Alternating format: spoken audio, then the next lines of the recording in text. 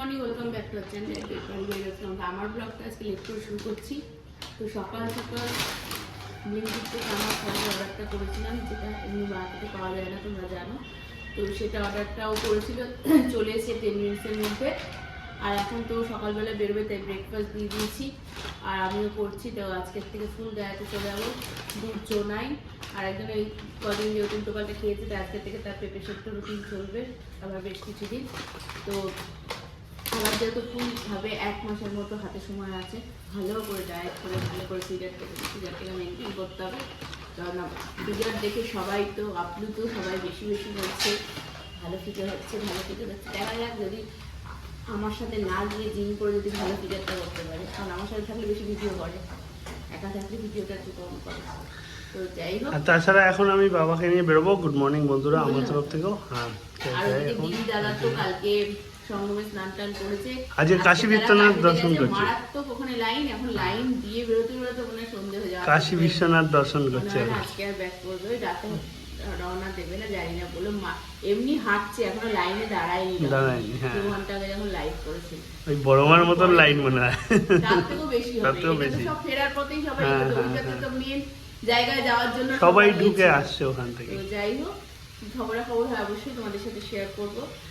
ওদিকে আর একজন বেরিয়ে যাবে এক্ষুনি, এই যে রেডি, বাপিকে নিয়ে বেরোচ্ছে। আমি এদিকে টুকটুক করে কাজ করতে দেখি, ওইদিকে শাশুড়িমা রোদে বসে হচ্ছে।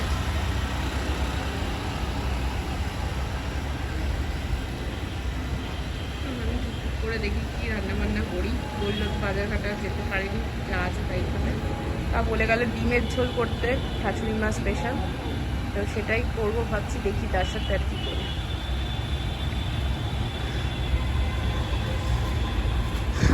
ওরা বেরিয়ে গেলে আমি ঘরে যাদিকে জামা কাপড়গুলো ওয়াশিং মেশিনে দিয়ে এসেছি, ওগুলো দেখি মেলে টেলে দিয়ে নিই। আজকে রোদও উঠেছে বাইরে ভালোই।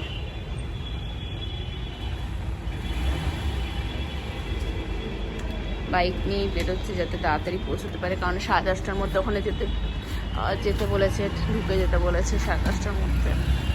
তো এখন বেরিয়ে যাচ্ছে।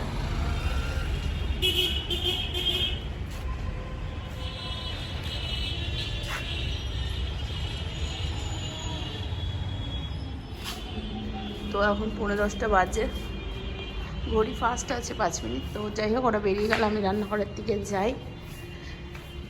ব্রেকফাস্ট সকলেরই কমপ্লিট।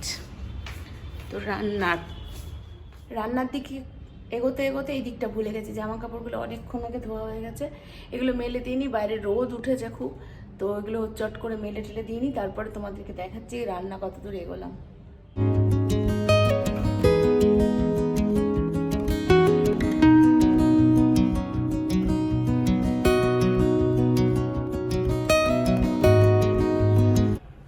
এদিকে রান্না ডান, এই যে ডিমের ঝোল যেমন তোমাদের বললাম, আর কিচ্ছু করিনি, শুধু পালং শাক, নর্মালি আলু দিয়ে পালং শাক, কুমড়ো টুমড়ো কিচ্ছু ছিল না, তাই শুধু ডিমের ঝোল করবো, তাই পালং শাকটা হয়ে। আর এদিকে আমি ফল যেমন খাবো দুপুরে, তাই ফল টল তো রেডি করবো। আর ওদিকে আর একজনের পেঁপেটাও অলরেডি ডান হয়ে গেছে, ভাতটা এবার বসাতে হবে। এবার আমি একটু ঘরে ঢুকবো, ঘরে ঢুকে বিছানাগুলো দেখি সব কী অবস্থায় আছে, করে টোরে মাকে ফোন করি, মাকে ফোন করে একটু খবর টবর নিই বাড়ির, তারপরে বাকি কাজ করব। চলে এসেছি বাবাকে নিয়ে ডিভাইন পলিক্লিনিকে, ডক্টর সলিল মল্লিককে দেখাবো বলে। এখানে যাই, দেখি কতক্ষণ সময় লাগে, দেখি টিকি নিয়ে বাড়ি ফিরে তোমার সাথে কথা হবে। বন্ধুরা, বাবাকে দেখিয়ে বাড়ি ফিরে গেছি। আরেকজন এই যে দেখছো ঘাড়ে চাপ মারছে, আর একজনও সুন্দর এইটুকুন টাইমে বাঁধিয়ে নিয়েছে। হঠাৎ করে জামা কাপড় কাচতে গিয়ে ঘাড়ের মধ্যে খেঁচকা লেগেছে, তার জন্য মেডিসিনও কিনে নিয়ে আসলাম। এখন ওয়াশিং মেশিনে তো কেচেছিলাম, কিন্তু ভাবলাম কি ওয়াশিং মেশিনে ইয়েটা তো খারাপ হয়ে গেছে, শুকানোরটা। এবার আমি দেখলাম যে রোদটাও এত উঠেছে, এই সোজা মোটরগুলো তো ঘরের যেগুলো পরিষ্কার ওটা পড়া হচ্ছে না, তোমার উডি দুটো তাই ইজিতে দিয়ে আমি ভাবলাম যে একটুখানি ওখানে থুপু থুপু করে ব্যাস হয়ে গেছে। তাতে উনি ঘাড়ে চোট লাগিয়ে ফেলেছেন। না, ভালো করেছি, উঠতে গিয়ে দেখছি ঠিক আছে ঠিক আছে, এখন লেগে গেছে খ্যাঁচ টান, বুঝতে পারছি। এখন মোট কথা 2-3 দিন ভুগবে, এই নিয়ে উনি জিমেও আজকে যেতে পারবেন না, আমি যেতে দেবো না, অসম্ভব ব্যাপার। আর ওদিকে বাবার যেটা দাঁড়ালো বন্ধুরা, সেটা হচ্ছে যে বাবার বলেছে, ডাক্তার বলেছে ইমিডিয়েট সার্জারি আমি সাজেস্ট করবো না, আগে ইয়ে করতে বলেছে, এমআরআই করতে বলেছে। এমআরআই করে উনি দেখে নেবেন কোন নার্ভেতে কতটা কি প্রেশার আছে, তার উপর ডিপেন্ড করবে যে সার্জারি করতে হবে কি না। লেফট হ্যান্ডটা হয়তো করতে হতেই পারে যতদূর উনি বলেন, কিন্তু ঘাড়ের কাছে সার্জারিটা হবে না হাতে হবে সেটা ডিপেন্ড করবে এমআরআই রিপোর্টের ওপর। তো বাবাকে কিছুদিনের মধ্যে এমআরআই রিপোর্ট করাবো, প্লাস কিছু ব্লাড টেস্ট দিয়েছেন সেগুলো করাবো, করিয়ে তারপর ডিসিশন হবে। ওনাকে হোয়াটসঅ্যাপে সব কিছু পাঠাতে বলেছেন। এই আর কি, অনেকক্ষণ ধরে কথা বললেন, সব বোঝালেন কি কি সিনারিও হতে পারে, এমনকি অপারেশনের পরেও কি কি হতে পারে সবই উনি বললেন। আমার স্নান টাইম হয়ে গেছে, পুজো দিয়ে নিলাম। আমি এবার স্নানে যাবো কারণ অফিসের টাইম হয়ে যাচ্ছে, 1:30 বাজে, খেয়ে দিয়ে 2টোর দিকে বসে যেতে হবে আমাকে। চাপও থাকবে আজকে আমার, খুব অনেক কাজ আছে যেগুলো পেন্ডিং আমার। চলো বন্ধুরা কাজে যাই, আগে স্নানটা সারি। বন্ধুরা আমাকে দিয়েছে খেতে পেঁপে সেদ্ধ ভাত, অবভিয়াসলি, তবু একটু চাটনি পেয়েছি সঙ্গে, কেননা এবার একটু রেস্ট্রিক্টেড খাওয়া দাওয়া করতে হবে, নাহলে বাড়াবাড়ি হয়ে যেতে পারে। সেই জন্য পেটটাকে আবার একটু জায়গায় রাখতে হবে আমাকে। কদিন একটু উল্টোপাল্টা হয়েছে, কালকে তো বিশেষ করে উল্টোপাল্টা হয়ে গেছে আমার, তার জন্য এখন রেস্ট্রিক্টেড খাওয়া দাওয়া খাবো। লাঞ্চটা করি, কাজে বসবো। বন্ধুরা আমি তো কাজ করছি, অবভিয়াসলি আমার জানো রোজকার 3টে মনিটরের কাজ, তা আমি কাজ করছি। আর এদিকে আরেকজন ঘাড়ে ব্যথা নিয়ে মালিশ ঠালিশ ডলে শুয়ে রয়েছেন, কষ্ট পাচ্ছেন। কিন্তু এই অবস্থাতেও উনি জিম যাবেন, জিম যাওয়া কামাই করবেন না। উনি লিটনের সঙ্গে কথা বলেছেন, লিটন বলেছে এসো আমি হালকা করে বুঝিয়ে করাবো যাতে অসুবিধা না হয়। তো উনি এই নিয়েই জিমে যাবেন, অর্থাৎ আমাকে আজকে ছেড়ে দিয়ে আসতে হবে এক টাইমে গিয়ে, যখন উনি বেরোবেন।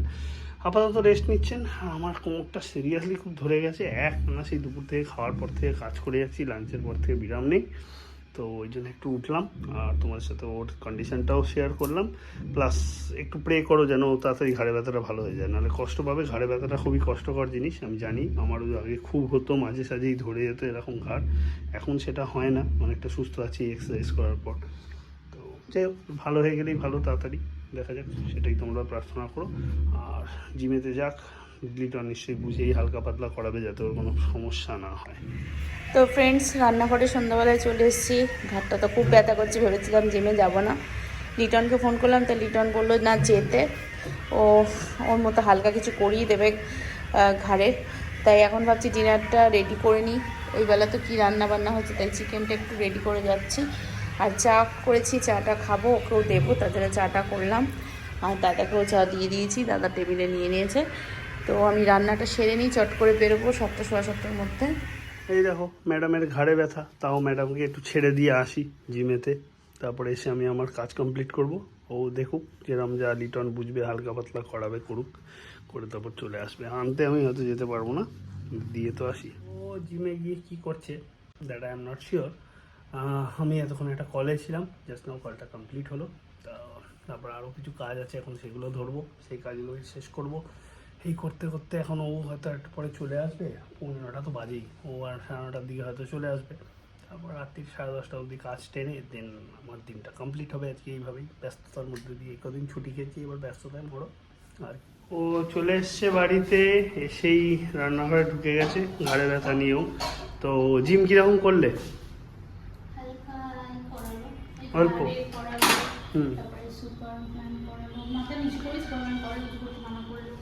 তারপরে একটুখানি ওই সাইড বেন্ডিং এক্সটেনশনের মেশিনে করালো। আচ্ছা, তারপরে সবই করালো। হ্যাঁ যাই হোক, ধরে ধরে করিয়েছে যাতে ব্যথা না করে।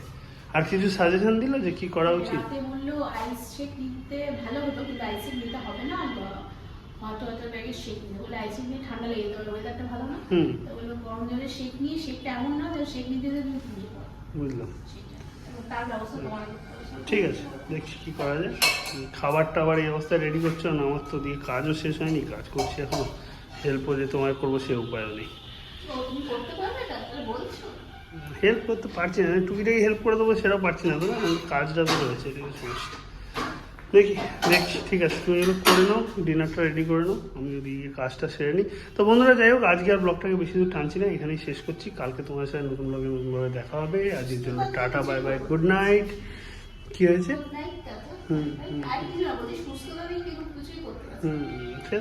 হয়ে যাবে, ঠিক হয়ে যাবে, 2-3 দিন জ্বালাবে, তবে ঠিক হয়ে যাবে। চলো আজকের মতন গুড নাইট বন্ধুরা, কাল দেখা হচ্ছে নতুন ব্লগে।